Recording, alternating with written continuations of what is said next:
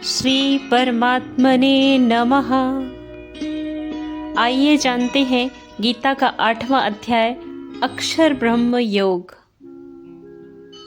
अर्जुन ने पूछा कि हे मधुसूदन, जिस ब्रह्म की आपने व्याख्या की है वह ब्रह्म क्या है, कर्म क्या है, आध्यात्म क्या है, आधिभूत किसे कहते हैं, आधिदेव क्या है, आधि यज्ञ क्या है, अंतकाल में प्राणी आपको कैसे जान पाते हैं, आप मुझे इन गूढ़ रहस्यों को समझाएं। भगवान श्री कृष्ण बोले कि हे अर्जुन, जिसका कभी भी और किसी भी काल में नाश नहीं होता वही ब्रह्म है। आनंद स्वरूप तथा नित्य परमात्मा मैं ही हूँ। प्राणी की आत्मा को अध्यात्म कहा जाता है। प्राणियों में काम भाव जागृत करने वाले यज्ञ, दान और हवन आदि के लिए जो द्रव्य आदि का व्यय किया जाता है वही कर्म है। मैं पंचभूत तत्वों का अविनाशी करता हूँ, इसलिए मेरा नाम आधिभूत है।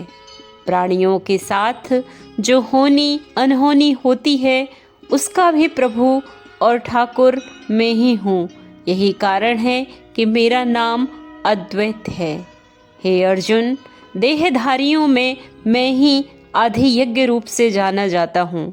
जो प्राणी अंत समय में मेरा स्मरण करके देह त्यागता है वह मेरे दिव्य धाम को ही प्राप्त करता है। हे कुंती पुत्र अर्जुन, यह मनुष्य अंतकाल में जिस भी भाव को स्मरण करता हुआ शरीर का त्याग करता है उस भाव को ही प्राप्त होता है, क्योंकि यह सदा उसी भाव से भावित रहता है। इसलिए हे अर्जुन, तू सब समय निरंतर मेरा ही स्मरण कर और युद्ध भी कर। इस प्रकार मुझ में अर्पण किए हुए मन बुद्धि से युक्त होकर तू निसंदेह मुझको ही प्राप्त होगा।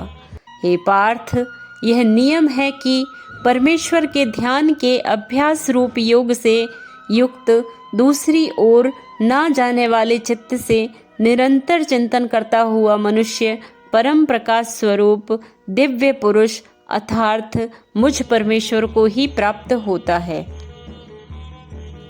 वेद के जानने वाले विद्वान जिस सच्चिदानंद घन रूप को अविनाशी कहते हैं, आसक्ति रहित यत्नशील सन्यासी महात्मा जन जिसमें प्रवेश करते हैं और जिस परम पद को चाहने वाले ब्रह्मचारी लोग ब्रह्मचर्य का आचरण करते हैं, उस परम पद को मैं तेरे लिए संक्षेप में कहूँगा। सब इंद्रियों के द्वारों को रोककर तथा मन को हृदय देश में स्थित करके फिर उस जीते हुए मन के द्वारा प्राण को मस्तक में स्थापित करके परमात्मा संबंधी योग धारणा में स्थित होकर जो पुरुष ओम इस एक अक्षर रूप ब्रह्म का उच्चारण करता हुआ और उसके अर्थ स्वरूप मुझ निर्गुण ब्रह्म का चिंतन करता हुआ शरीर का त्याग करता है, वह पुरुष परम गति को प्राप्त होता है।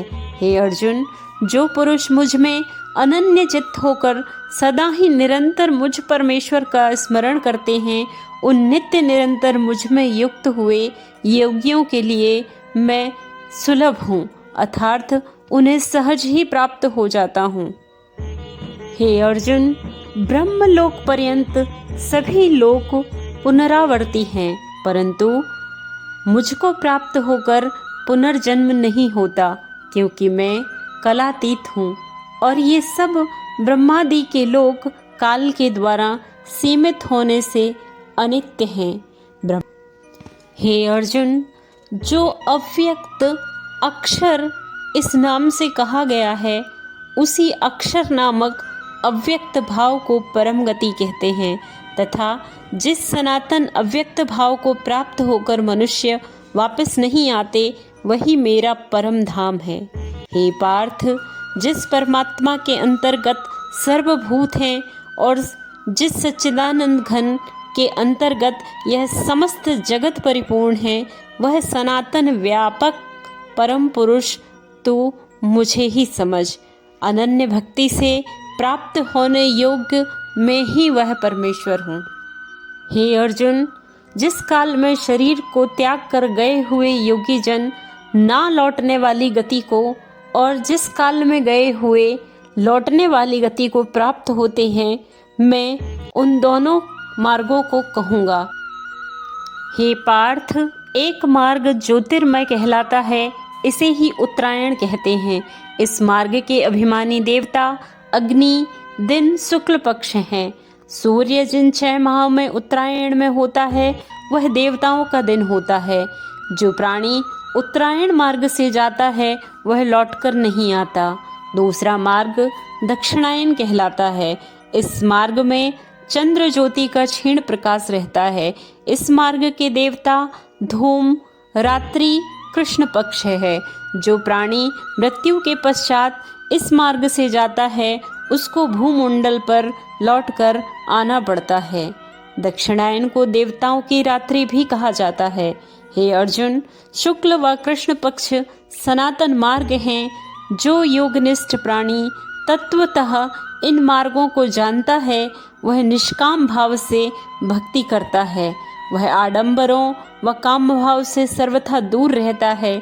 इसलिए हे पार्थ, तू निरंतर समभाव रखते हुए मेरा स्मरण कर।